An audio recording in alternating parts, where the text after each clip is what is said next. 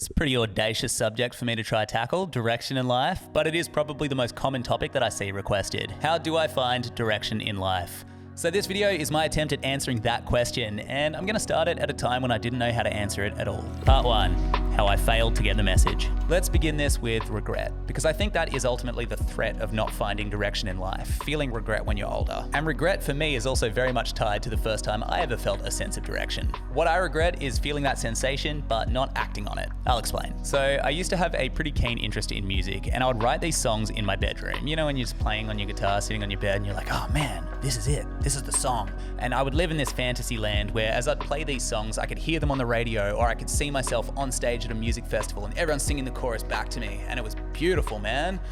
The only problem was I didn't do anything to take myself from the bedroom to that stage. But I wasn't aware that I was doing that. So I was still living in this false narrative where one day this would just magically blow up. I never took the time to work out the steps. I would just daydream about the best parts of the job and do none of the work. Time ticked on, as it does for all of us, and I went from a 20-year-old who would daydream about becoming a famous musician to a 31-year-old who is not a famous musician.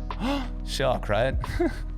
And given that the kind of music that I wanted to make, I consider it a bit of a young person's game, I think that I've genuinely missed my shot at that calling. And I'm past the hump now, and yeah, I feel a bit of regret about it. And so now I am asking a very sobering question: what went wrong? And looking back, I think that I was missing 3 things. The first is that I lacked a finite timeline. When I was 20, I didn't feel any urgency of time. I was 20, man. I had all the time in the world to do anything. 10 years later, I realized that that was my time. I just didn't back myself enough to embody that mindset. The second thing that I lacked was an understanding of inevitable compromise. When I looked at the career of being a musician, I really only saw the highlights. We all know what happens there. The second that things get hard, the second that you're presented with your first complicated contract, or when a song's a little bit harder than usual to write, or when things just don't go according to plan, you give up immediately because you're like, oh, well, this wasn't my expectation. I figured because it was my passion, I would have absolutely 0 challenges, right? Shouldn't it just come easy? What I didn't understand was that for every song a musician writes, they usually write about 100 that give them hell. And the third thing that I lacked was self-belief. Above it all, I just don't think I believed in myself, which meant that I was never actually going to put in the time to get good at the craft. And if you don't put in the time to get good at the craft, you don't get the rewards. But that whole loop starts with being open to the possibility that you can actually do it. And I just don't think I was on many levels. So those are the 3 things that I want to talk about in this video: having a sense of a finite timeline, understanding that compromise is inevitable, and cultivating self-belief. Because I think if you can master those, then yeah, finding direction in life is just the next step. All right, let's break apart that triangle. Part 2, how to get a finite timeline. I'm going to go out on a limb and say that you've clicked this video because you want a life path. But in order to find a life path, we first have to accept a few myths about life paths. 1, a life path is not a get out of suffering free card. 2, just because you've chosen a life path doesn't mean that you are locked into it for a day longer than you want to be. And 3, not choosing a life path is a life path. It's not a vantage point from which you can assess your options. It is an option. So those are the myths. What are the truths? Well, the first truth is that life paths are dynamic. Look at Joji. Here's how Joji started. Ravioli, ravioli, what's in the pocket only? Here's how it's going. Wow. And the other big truth is that you have to do it before you die. Crazy, right? How that works? Super inconvenient. But it's that feeling, the full stop at the end of this existence, that I do want to talk about, because that is the feeling that will give us this sense of urgency that will actually kind of kick us into action. I imagine that most people have had this experience where you've been procrastinating for something right until the night before it's due, and then you're like, oh my God, I only have 8 hours, and then you just kick into gear. That sensation that the timeline is finite and that it kicks you into gear is the feeling that we want to replicate. If we wait until the night before we die to do all the things that we want to do, well, I mean, that's probably not going to work out very well for a couple of obvious reasons. So, how do we pull that feeling forward? The best strategy I've found is with a very cliched but useful exercise. It's almost as cliched as drink water. Here's the question. Are you ready? If you had 6 months left to live, what would you do? And play with the timeline for the most clarity. For example, what would you do if you had 5, 10, 20 years to live? Then add the equally corny follow-up question: what would you do if you knew you couldn't fail? Fears, distractions, and obligations can cloud our true desires, so we're trying to uncloud them with hypotheticals. If this is answered properly, you'll start to get an idea of the direction your truest self wants to go. So what I'd recommend now is writing it down. Are you gonna do it?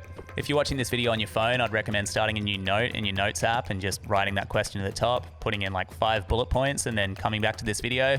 I know most people won't do it. I know how these things work, but if you are one of those people, then hell yeah, you're my type of people. And just as a heads up, there'll be a couple more exercises throughout this video. All right, so now that we're reminded of death and we've got a couple of priorities bubbling away in the back of our brain, it's time for part 3. Understand that compromise is inevitable. Speaking of self-help cliches, let's quote Buddha. All life is suffering. I think that's one of his 4 truths, I think.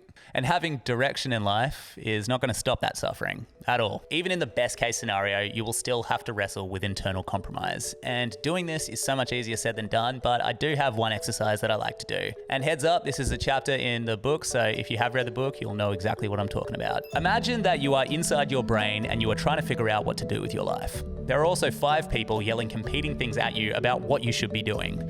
If you're a creative, you'll know this as a family reunion. These 5 people in your head are called the 5 bosses, and they represent your wants, your needs, and your desires. They each have different opinions on how you should be spending your life. I'll take you through them. The first is Selma the Sensible. She is in charge of making sure you don't die. She's quite concerned with things like your safety and well-being, and she's quite concerned with making enough money for food and rent. You might think she's boring, but she's very sensible and very necessary. The second boss is a guy called Luka the Liver. If it was up to him, all you'd do is surf all day, learn how to slackline, and I don't know, maybe take some dune buggy lessons or something. He is all about the lifestyle, all about the immediate fun and immediate pleasure.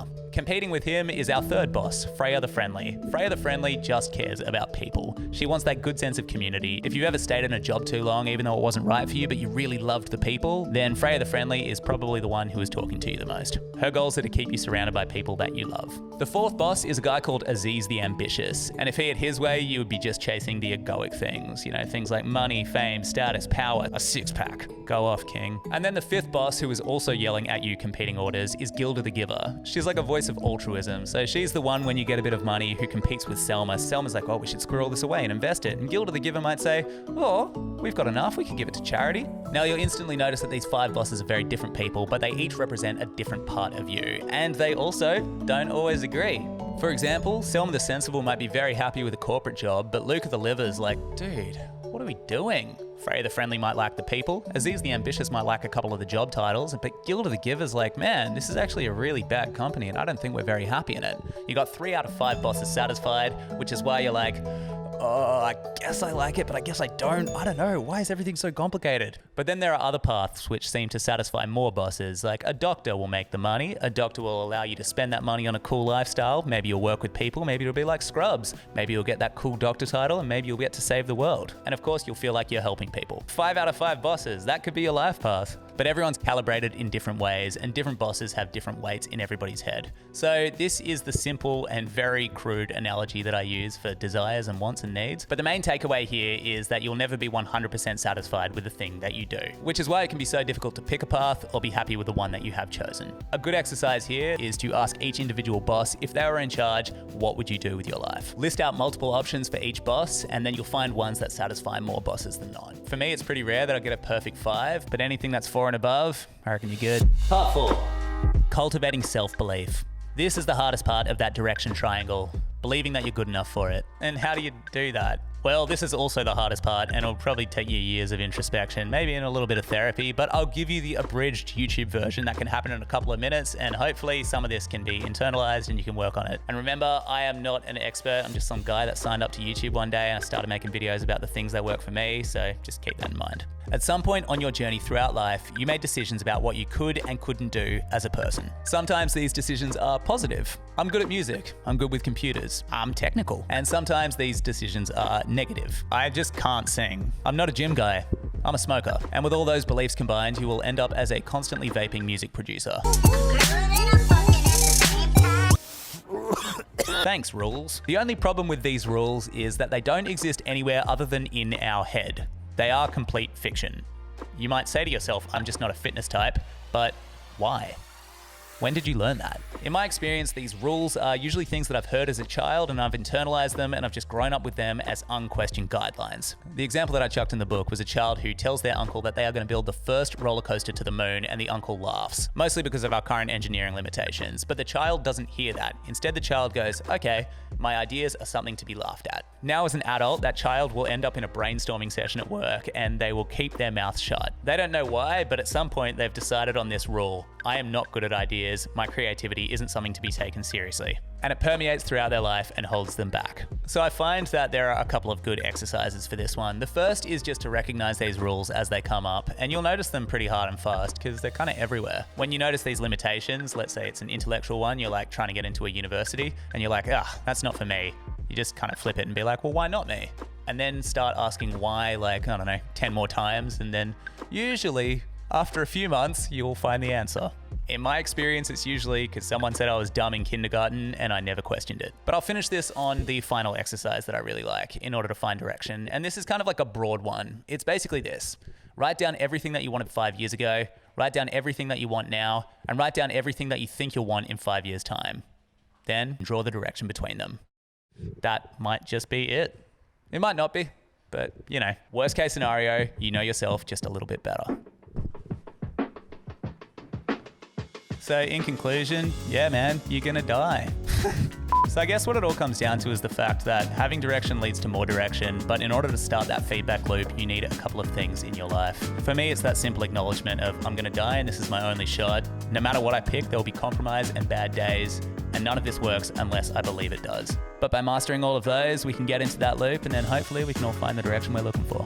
From the exercises in this video, you should start to notice similar themes pop up. If a country or a career came up on every list, that's a good thing. So now it's time for the final exercise. Find these commonalities that kept popping up for you and imagine your ideal life with them in it. Describe that life in a few sentences, covering what you do, who you're with, and where you are, and don't overthink it. You can change it whenever, but for now, this description is a pretty good guess at your direction in life. Thank you for watching. I really hope that helped. Let me know if it did in the comments, I suppose. And also if there's anything that you want to add in the comments that is going to help anyone else, please do that, because I don't know, I like what these comment sections are becoming. Similar themes are in my book, Your Head is a Houseboat, especially the 5 bosses thing. So if you want a more in-depth look on that, I'll chuck a link in the description. Other than that, subscribe if you're new and have an amazing day. Catch ya.